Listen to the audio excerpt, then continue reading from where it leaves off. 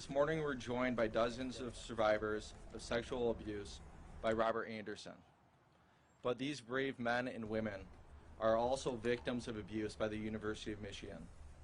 These survivors, dozens of them, were students, athletes, and members of the public who trusted the University of Michigan to protect them.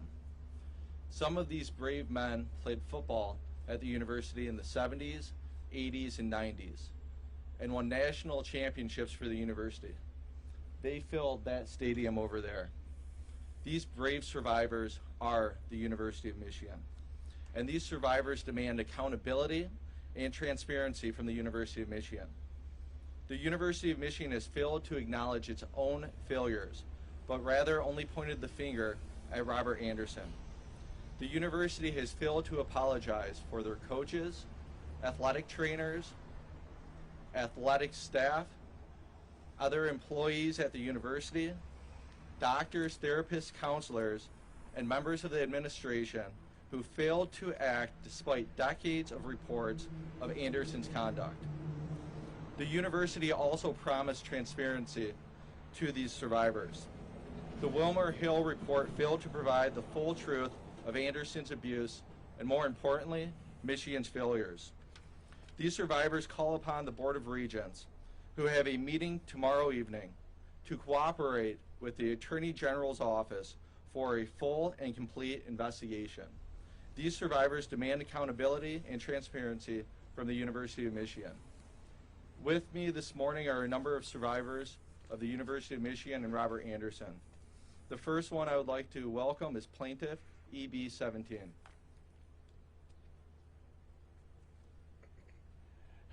Because of the fact that we have the sun, I'm going to take my glasses off to introduce myself, and then I will be putting them back on. Good morning. For the last year, I have been known as Doe EB17 in our litigation. My particular job was to give interviews to the local media, to ESPN, New York Times, Washington Post, under the name of Doe EB17. That comes to an end this morning. Please allow me to introduce myself.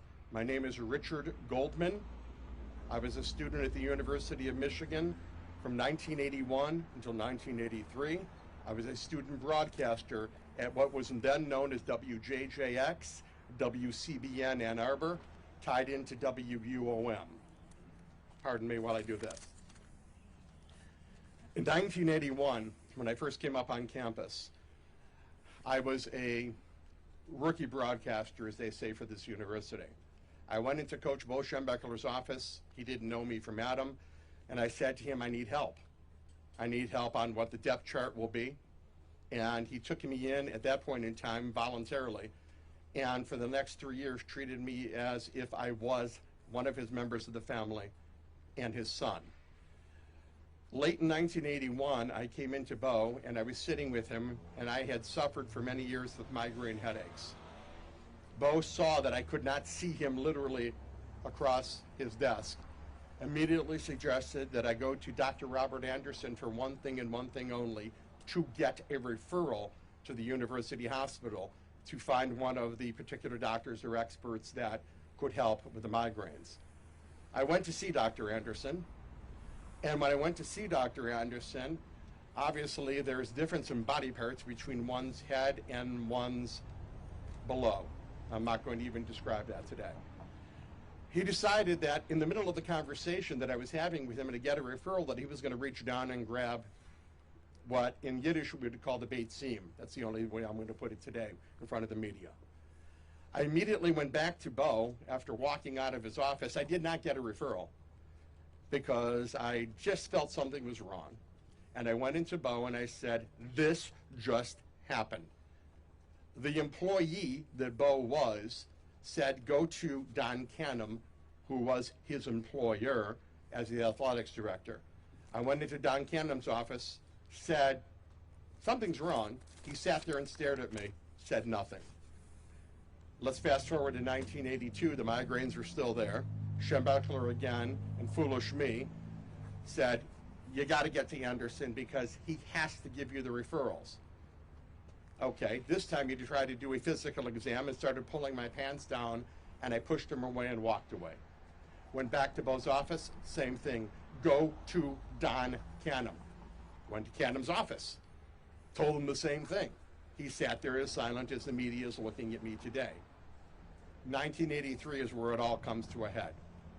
In 1983, I went into Anderson's office to meet with his then whoever secretary and said, look, the migraines are bad. I've had a referral. I've been on a particular medication. That medication was just yanked from the market because they found a cocaine derivative in it. We got a problem. Well, he calls me into his office, and the first thing he does before he says a word is says, lie down on the table, I'm going to do a physical. The answer is go to hell. Because there's not a chance in hell that I'm going to let him go to my nether regions when I have a migraine. This time, I marched back into the sports information area, marched past it, went to the athletics office, bypassed Bo's office, went into Canham's office, slammed the door, and said to him, quote, what in the hell? It's been 2 years. Obviously, you've done nothing. He just tried to do this to me. The first time in 3 years, he spoke to me and told me to go F myself, quote, unquote. At that point, I walked out of his office, slammed my hand literally on the wall where Schembechler's office was near. He came out. He said, what just happened? I told him. He proceeded to go into Canham's office, slam the door, and he read him the riot act. Now, I could hear Bo clearly of what he was saying, and he was telling Canham, quote, what in the hell are you doing? Why hasn't this man been fired? This is the third time that this has happened. Why have you done nothing? At that point in time, I graduated and left the campus. It's been all these years. Now, for what happened to me, I never spoke to my parents. I never told them what happened. I never told my late brother what happened. I never told anybody until many years later with my wife, who herself could not believe that I was telling her after all these years. But that's when the lawsuits began, and that's when I began my story. Now, we can play the circus act, and we can play the game with the university. Now, I am going to be 61 years old at the end of June. I guess I'm going to be very elderly. The games have to stop. Whatever one thinks of Bo Schembechler doesn't matter. Can we laser focus on the fact that the employee went to the employer? The employer was Don Canham. The 60s and 70s don't matter. Why? Because he had from 1981 to 83 to do something about Dr. Robert Anderson, and he did nothing. That's where we need to focus. Now, I do want to apologize up front to the Canham family for having to drag them through what they're about to be dragged through. I'm very sorry. You don't deserve this. However, Don Canham, as the athletics director, had the power. Way back in the 60s, he did nothing. The 70s, he did nothing. Now, we had those 3 years that I was up here as a broadcaster to do something, and he did nothing. Thank you very much.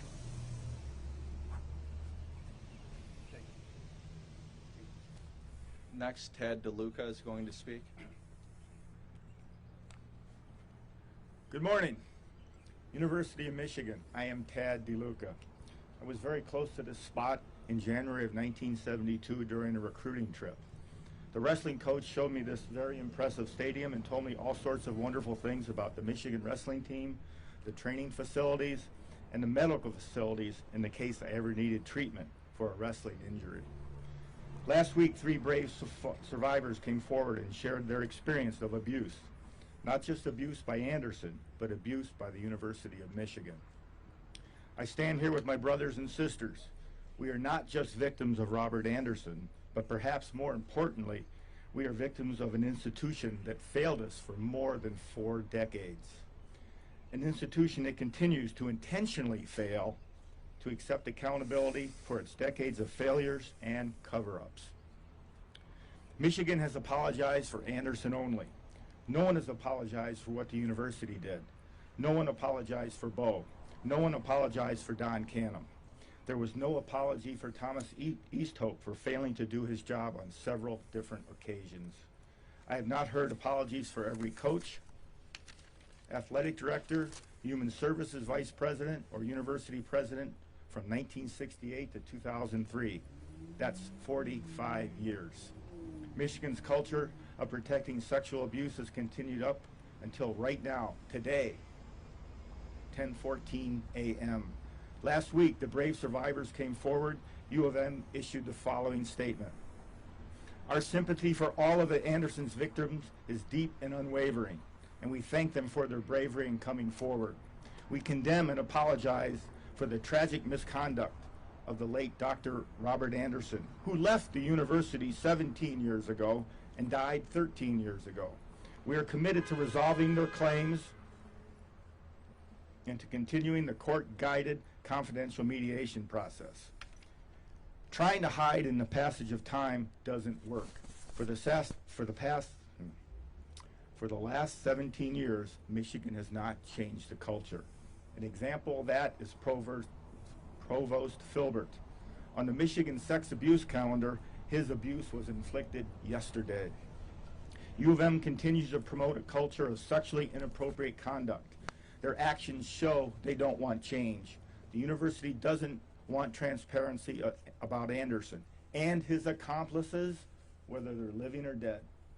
The Wilmer-Hale report fails to provide us with the full truth and transparency we deserve. I stand here with my brothers and sisters and demand transparency. I call on the U of M Board of Regents to cooperate and to allow Attorney General's office to conduct a true investigation where all questions are not only asked but also answered. An investigation where everything is uncovered. Yes, I'm saying that the investigation done by the University of Michigan hired law firm Wilmer-Hale is not enough. Regents, Amer, Bean, Bernstein, Illich, and others, you supported and contributed to Dana Nessel's campaign. If you trusted her to look out for the citizens of the state of Michigan, why can't you trust and have faith in her to conduct a true, in-depth investigation of the University of Michigan for us and all the hundreds who are not here today? Regents, I have demand here, and I don't want to use demand because I don't want to appear angry. Regents, please show compassion and cooperate with Attorney General Dana Nessel's office for truth and transparency. Thank you. Thank you, Ted. Next, John Vaughn.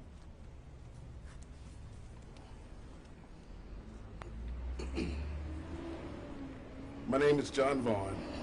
I attended the University of Michigan from August 1988 to January 1991. As a student athlete, member of the football team. Like many others before and after me, I was ruthlessly, repeatedly, and regularly raped by Dr. Anderson at least 45 times. But I'm not here to speak about that today, about Anderson's abuse of hundreds or even thousands of students and athletes. I'm here to demand a call to immediate and specific action with transparency, accountability, and full investigation by the University of Michigan, the leadership, the Board of Regents, the Big Ten Conference, and the NCAA. I speak today to University of Michigan students, parents, athletic sponsors and boosters, investigative journalists, and most importantly, my Michigan man brothers and other survivors of the largest, most insidious conspiracy to cover up rape, sexual abuse, grooming, and gaslighting of the truth in the history of sports. Today we go from victims who suffered abuse to survivors who take action. The following 3 points are an immediate call to action for the University of Michigan Board of Regents. 1, as events of the past 50 years have demonstrated, the University of Michigan, the Big Ten Conference, and the NCAA simply cannot be trusted to protect the young, vulnerable lives of either students or athletes. Today, the 3 organizations must contribute $50 million each, totaling $150 million to provide the seed capital for an independent nonprofit specifically created to eradicate the enabling and institutional complicity which results in the culture of abuse and rape against both students and athletes at the University of Michigan and the other Big Ten universities. This effort will begin in the Big Ten When the programs are mature, they can be utilized by other university associations and athletic conferences. Half of the board will be victims who will hold positions of authority, equal to other members who are in positions of authority in the athletic department and in leadership, to fully understand the depth of the issues and be immersed in this tremendous undertaking.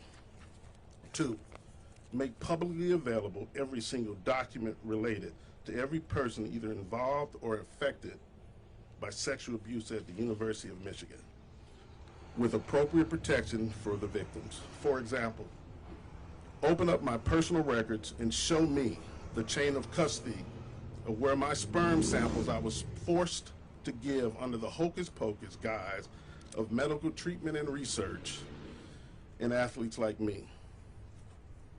There are thousands of students. Open up the records now.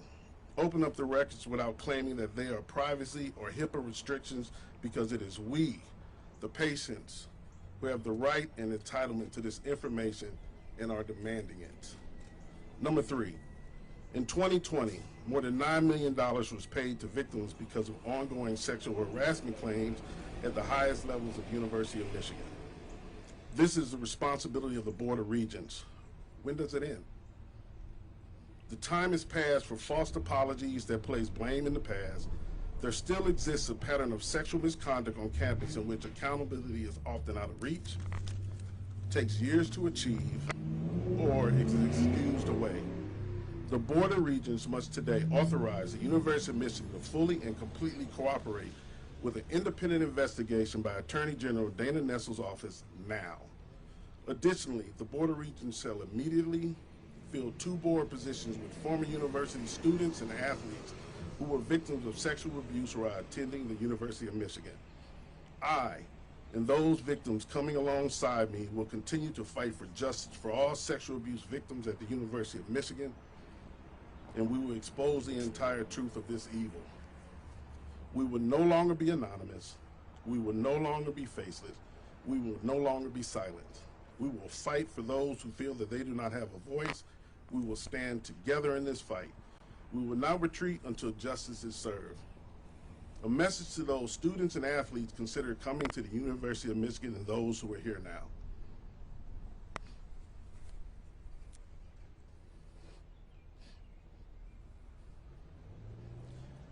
Don't let the university and its monsters steal your talent, your life, and most importantly, your dreams and your name. A message to the athletic boosters, financial supporters, and corporate athletic partners of the University of Michigan. Is it worth your good name to contribute your dollars and resources to the University of Michigan, who thus far have been unwilling to be truthful, accountable, and compassionate to the extraordinary number of sexual abuse victims who were and are in their care? Is the action of opening your wallet worth the inaction of the University of Michigan in failing to protect students and athletes for the sake of money and medals? Is it worth it to you to be a co-conspirator with the University of Michigan and turn a blind eye to hundreds of young men and women who were sexually assaulted? And finally, what the University of Michigan did not kill me. It was a hellish experience, but I am alive. The naive teenager who was recruited to Ann Arbor in 1988, now standing here before you in 2021, is a man, a Michigan man. So Board of Regents, so the University of Michigan, say my name. Because the time is now for all of you who have been abused here to speak up for justice. We will speak. Because every victim matters. I matter. I am not John Doe. I am John Vaughn. Thank you.